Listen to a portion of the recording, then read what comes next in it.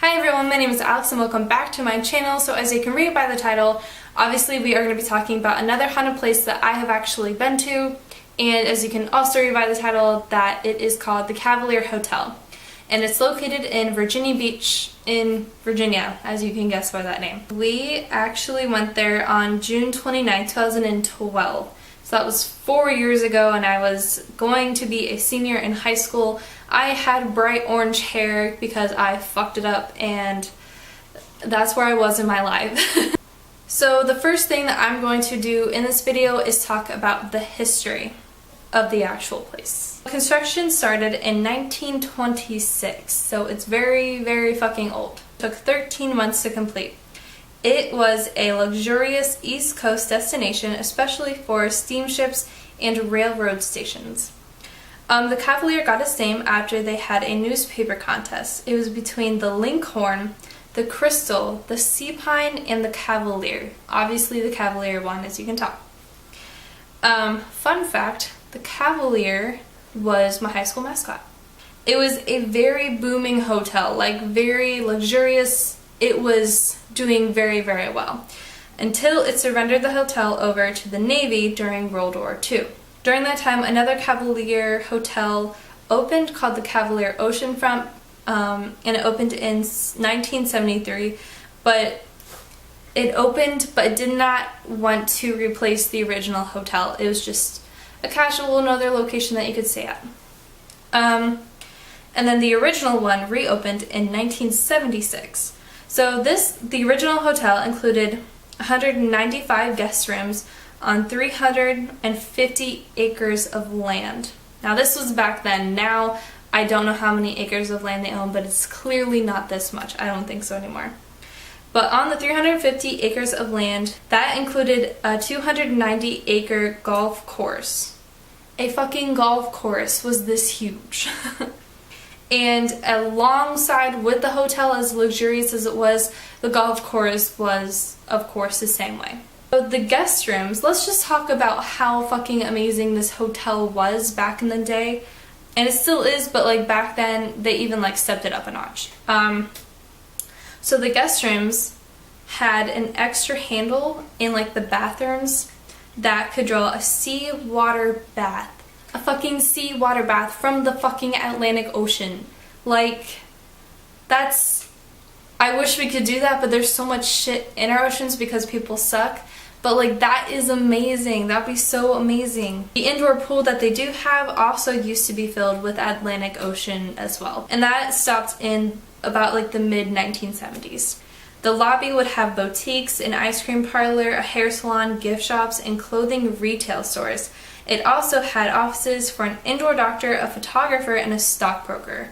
Because Jesus Christ, you need all of those things in a hotel. So as you can tell, I'm not kidding when I say it's a very luxurious hotel. So today, it is currently closed for renovations and it will open back up in spring of 2017. You can look up this hotel and you can see the renovations. Like, they have some pictures up there that are like very high end, like they completely looks like they really completely changed everything. Now, I have never been in the actual rooms themselves. I'll explain my own personal experience later, but like, I've only seen the lobby, the pool area, a little bit of the outside, and then the hallways, but I never went into an actual room, so I don't know what the rooms actually look like, but the pool area looks completely up to date, like modern, like it looks like a new hotel. Now, this hotel, I'll get to this later, but like, when I heard renovations, I just hope they're doing it to keep it historically still there, like keep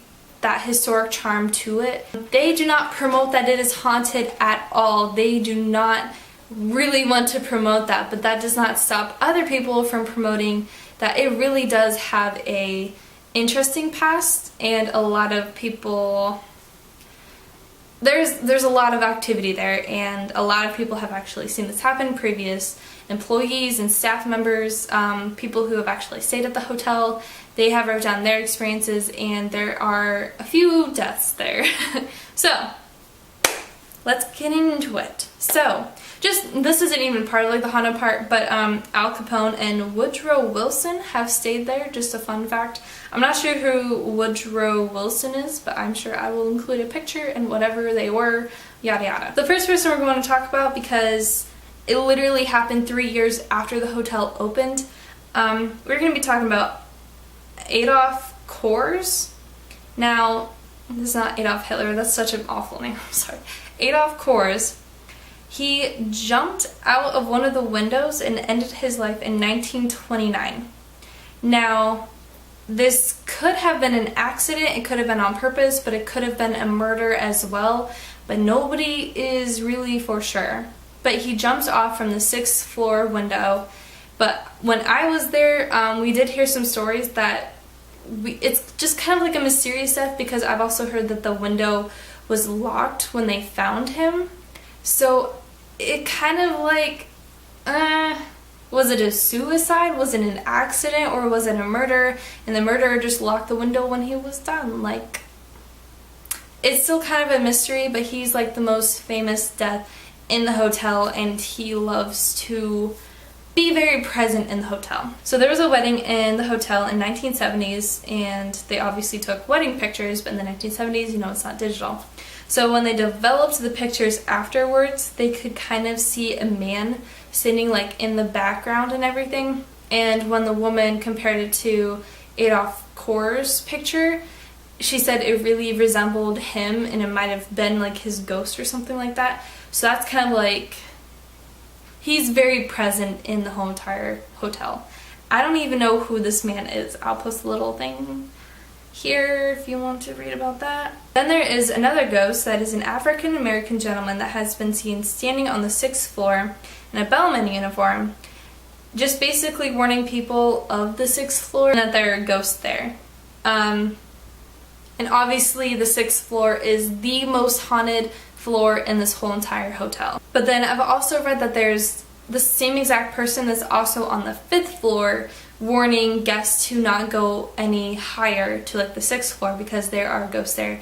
They have seen him like waving his hands like back and forth, saying like don't go on the 6th floor because there are ghosts up there.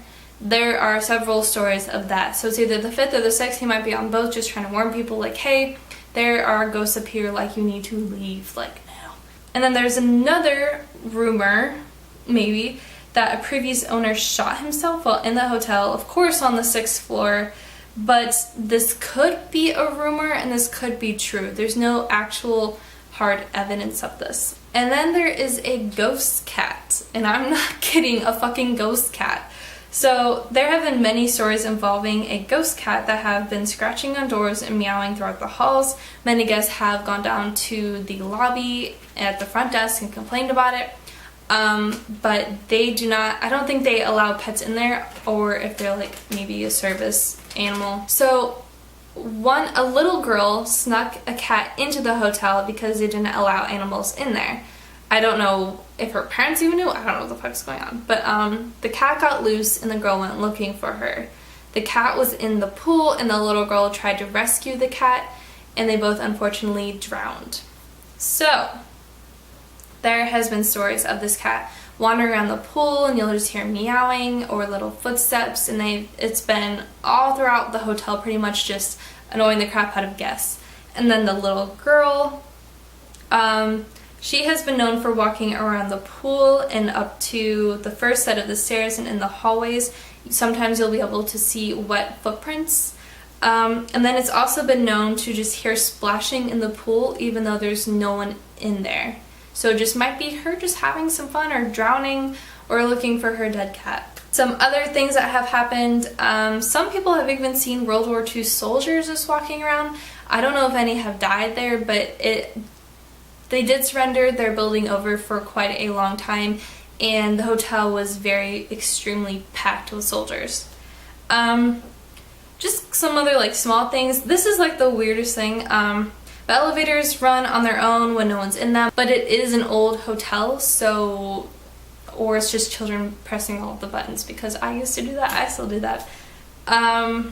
They'll hear music playing, toilets just flushing on their own, and then the towels will change colors. Now this is like a very common issue, like you have maids, right? But like they'll just turn around like they're a different color. Like I don't understand like how you don't notice that, or people have a very bad memory, but that is a common thing at this hotel. So now I'm going to be talking about my actual experience and stuff like that. So as I told you, I was there June 29, 2012.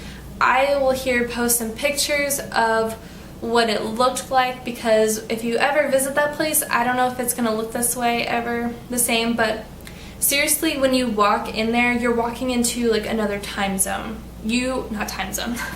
You're seriously walking into another time era. Everything looks brand new. Like you literally just step back into the 20s, 30s, 40s. I don't know whenever they renovated it back then, but like it looks brand new and it's just an older style. That's it. But like nothing is falling apart. Everything is so clean. It is a gorgeous hotel. Like it's amazing how well kept they kept this hotel since 1929. So how the hell did I even hear about the Cavalier? Because it's not like a very big haunted place to even go.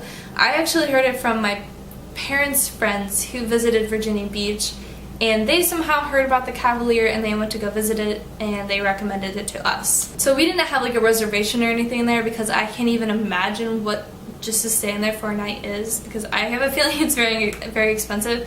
But so we just decided to just go in, take a look around. So we went into like the lobby, we went into the pool area, went to like this patio. I think it was like off to the side. I have a picture of that. And then we went up to the 6th floor because I really, really wanted to. And just the main creepy part was just kind of just walking into the hallways in there. And like I said before, we didn't see any of the rooms because we didn't have a reservation, but I can imagine what they look like. I have no clue, but I hope it's really pretty. The hallways are very narrow, they're very long, and it has that creepy vibe. And I was reading something that made a very good point. Like, you know how The Shining, you have those really endless long hallways? Like, these aren't super long, it's not a huge building, but like, you feel very claustrophobic in them. And just during when that came out, it just kind of brought up, imagination is already started up just because of that creepy hallway. It's just because it's just a little bit too narrow, it just looks dingy, but it's like, it's all kept, it's just, you get a vibe, you just get that feeling inside of you. That was it. Now, nothing creepy happened to us. We have like no actual stories to tell because we were only in there for maybe like 10 minutes or so, because obviously they do not want people just lurking around their hotel when other people are there to pay and to stay there. I know a lot of people have done investigations there, or they have done their own personal video themselves, and that is all over the internet. Just search like the Cavalier Haunted and you'll get a shit ton of websites, a lot of videos, a lot of like personal stories. Like if you're very interested in that, like I read them all the time, but I don't know what's actually true and what's not. Nothing bad happened to us, and that's pretty much it. But I highly recommend go visiting this hotel, because it doesn't matter what they do to change this hotel, you know, those people died there and their ghosts are staying inside of that building, no matter what you do, no matter how you make it look. But like, damn, I really want that seawater bath, because that sounds fucking amazing. So that is pretty much it for this video. It's kind of short. I have Wi-Fi, by the way. I finally got it. Thank Jesus, like, thank you. Yeah. So that is it for this video. Thank you so much for watching. Thank you for being so patient. And thank you for fucking 4,000 views on me fucking stretching my ears. Like, what the hell? What the hell? Please like this video. If you want to see more haunted places videos, give me